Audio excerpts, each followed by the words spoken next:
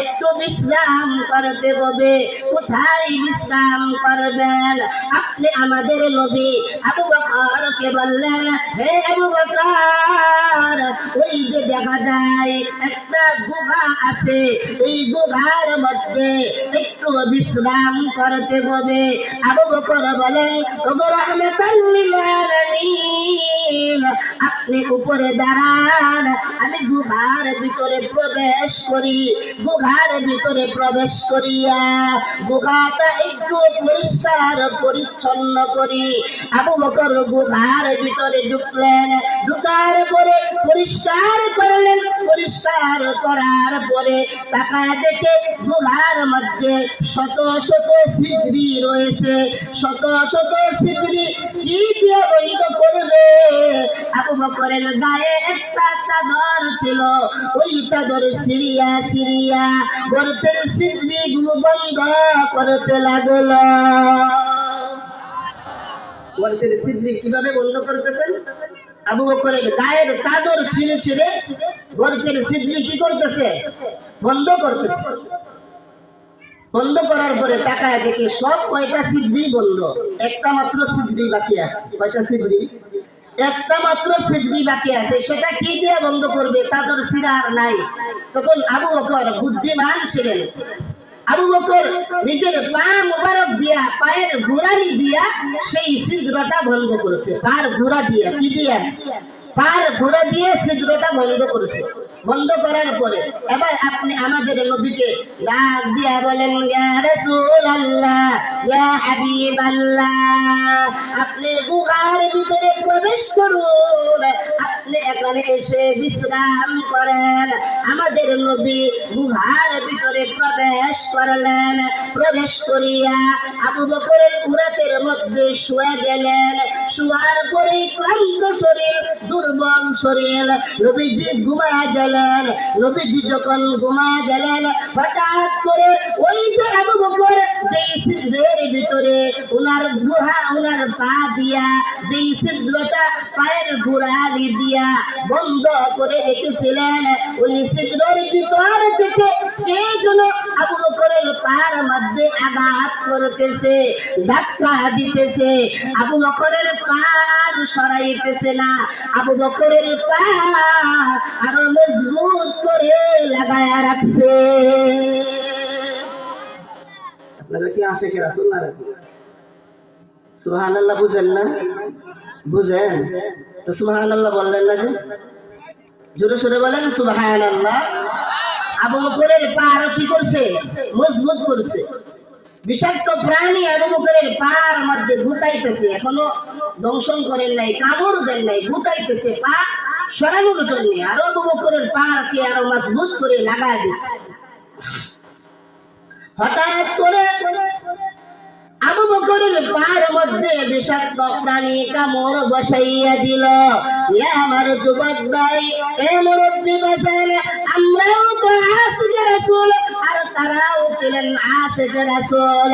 আমরা কেমন আশিকে রাসূল, আর তারা কেমন আশিকে রাসূল ছিলেন। আমরা কেমন নবীর প্রেমিক ছিলাম, আমরা কেমন নবীর প্রেমিক, আর তারা কেমন নবীর প্রেমিক ছিলেন। আমার সামনে আমার জীবন যেতে পারে, আমার সামনে আমার কল্যাণ চলে যাবে, এরপরেও তারা দয়ার নবী, মায়ের নবীকে এত ভালোবাসতেন, নবীজির শরীরের মধ্যে যেন চুল পরিমাণ আঘাত না আসে। সুবহানাল্লাহ বলেন, জোরে সরে বলেন সুবহানাল্লাহ। তারা কেমন আশিক ছিলেন। হঠাৎ করে কামড় যখন বসাইয়া দিলেন, পা থেকে মাথা পর্যন্ত একেবারে বিষে জর্জরিত হয়ে গেল। আবু বকর কান্না করতেছে, আবু বকরের চোখ দিয়া অশ্রু ঝরতেছে, পানি পড়তেছে। হঠাৎ করে অনিচ্ছাকৃত বশত আবু বকরের এক ফোঁটা চোখের পানি আপনি আমাদের নবীজির চেহারা মুবারকের মধ্যে পড়ে গেছে। নবীজির চেহারা মুবারকের মধ্যে পড়ে যাওয়ার পরে আপনি আমাদের নবী লাফ দিয়ে ঘুম থেকে সজাগ হইলেন। সজাগ হয়ে আবু বকরকে বলতেছেন, হে আবু বকর, আজকে তুমি আমি নবীকে ঘুম পাড়াইয়া আজকে তুমি তোমার বিবির জন্য কান্না করতেছ। আজকে আমি নবীকে ঘুম পাড়াইয়া তোমার মক্কাবাসীদের জন্য কান্না করতেছ। আমি নবীকে ঘুম পাড়াইয়া তোমার ছেলেদের জন্য কান্না করতেছ। হে আবু বকর, এমনটা কেন করলা? এমন তো করার দরকার নাই।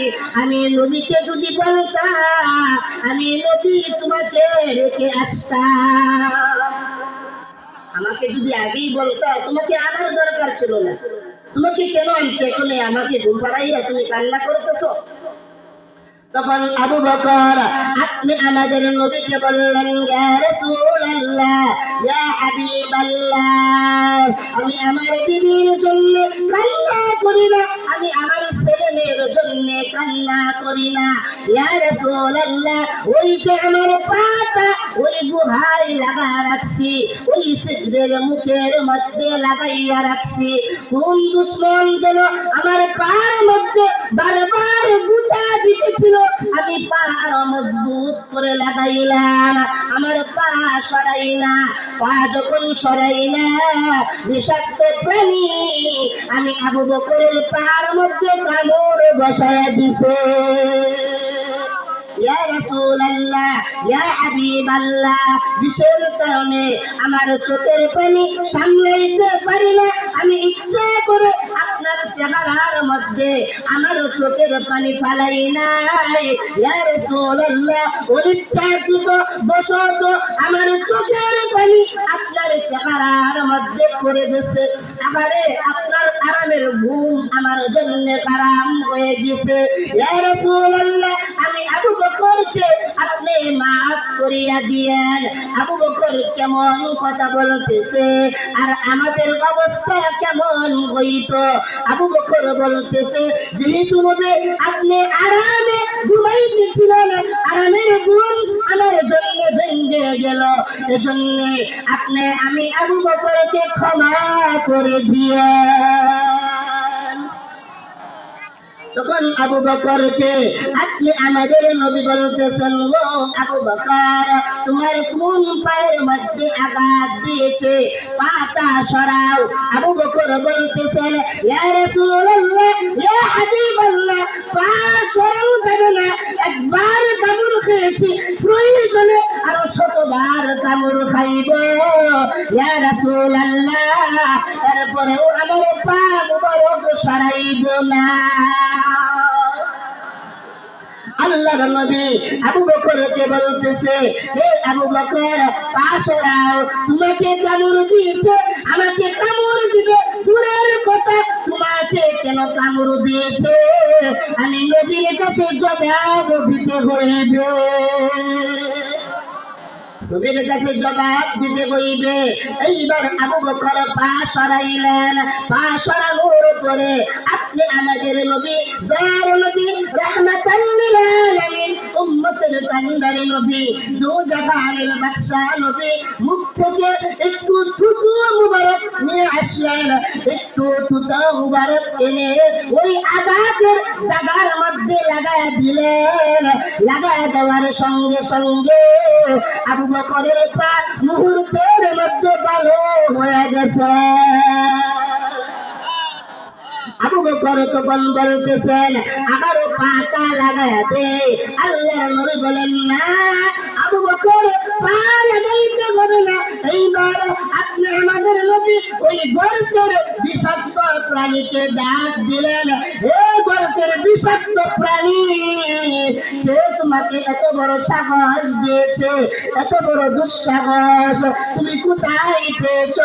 আমার আবু বকরের পার মধ্যে কোনো আঘাত করো না, তুমি কোথায় আছো? আমার কাছে সাক্ষাৎ করতে হবে, আর আমি নবীর কাছে জবাব দিতে হইবে। মুহূর্তের মধ্যে ওই সাপটা বের হয়ে চলে আসলেন। আপনি আমাদের নবী দয়ার নবীকে সালাম দিচ্ছেন, আসসালাতু আসসালামু আলাইকা ইয়া রাসূলুল্লাহ, আসসালাতু আসসালামু আলাইকা ইয়া হাবিবাল্লাহ। আমার যুবক ভাই, মুরব্বী বাজার, ওই সাপটা গর্তের ভিতর থেকে বের হইয়া আমাদের নবীকে সালাম দিচ্ছেন। আমাদের নবী ওই বিষাক্ত প্রাণীকে বলতেছে, হে গর্তের বিষাক্ত প্রাণী, আবু বকরের পার মধ্যে কেন কামড় বসাইলা?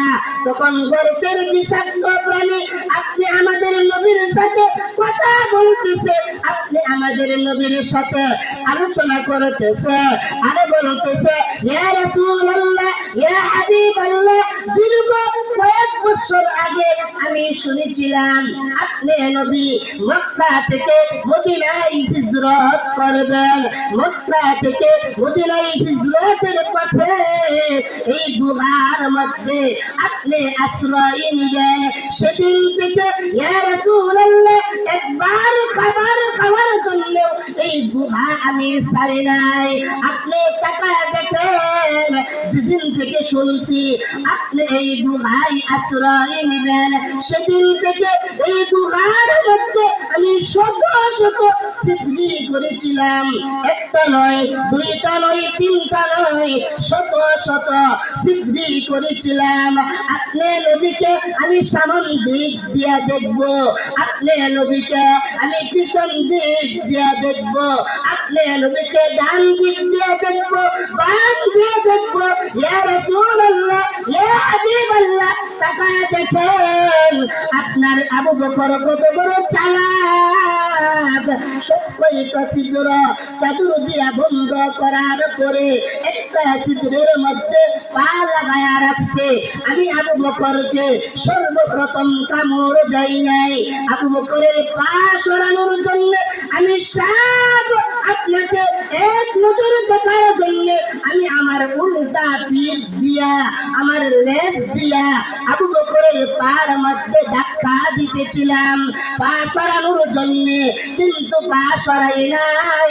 আমি যখন দেখলাম আপনি এই গুহা ছেড়ে আপনি মদিনায় চলিয়া যাইবেন, আমি নিরুপায় হইয়া আপনার আবু বকরের পার মধ্যে কামড় বসাইলাম।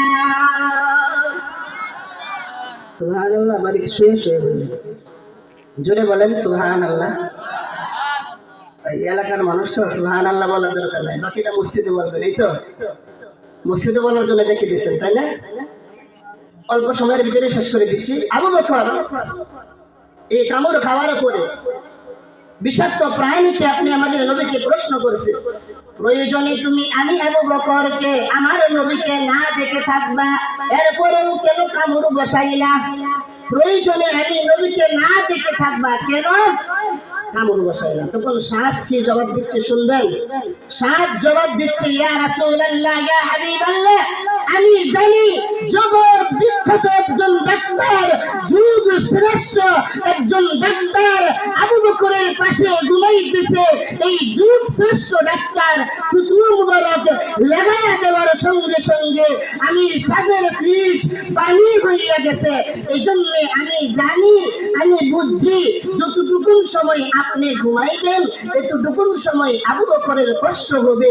আপনি ঘুম থেকে সজাগ হওয়ার সঙ্গে সঙ্গে যখন থুতু মুবারক লাগায় দিয়েছেন, আবু বকরের পা মুহূর্তের মধ্যে ভালো হয়ে গেছে। সুবহানাল্লাহ, আওয়াজ দিয়ে বলেন আল্লাহু আকবার, আর জোরে বলেন আল্লাহু আকবার। 2 মিনিটের ভিতরে শেষ করে দিচ্ছি। গর্তের পিপিলিকা মানুষের জন্য, মাদ্রাসার ছাত্র ছাত্রীদের জন্য কিভাবে দোয়া করে, হে জুনাইদ বাগদাদি, এবার পিঁপড়ার ঘটনা শোনো। আবু বকরকে যখন গুহার বিষাক্ত প্রাণী কামড় বসাইছে, এমন সময় এই গুহার লক্ষ কোটি কোটি পিপিলিকা আল্লাহর কুদরতি পায়ে সেজদায় চলে গেছে। সেজদা রাস্তার মধ্যে যায় আল্লাহর কাছে দরখাস্ত করতেছেন, হে আমার আল্লাহ, আপনার আবু বকরকে গর্তের বিষাক্ত প্রাণী মেরে ফেলার জন্য চেষ্টা করতেছে। হে আমার আল্লাহ, যেই প্রাণী, যেই গর্তের প্রাণী কামড় দিয়েছে, আমরা সেই গর্তের কোটি কোটি পিপিলিকা তোমার কুদরতি পায়ে সেজদায় পড়িয়া গেলাম, যতক্ষণ পর্যন্ত তোমার বন্ধু, তোমার দুষ্ট, তোমার হাবিব ঘুম থেকে জাগ্রত না হইবে, এতক্ষণ পর্যন্ত আবু বকরের মরণ দিও না।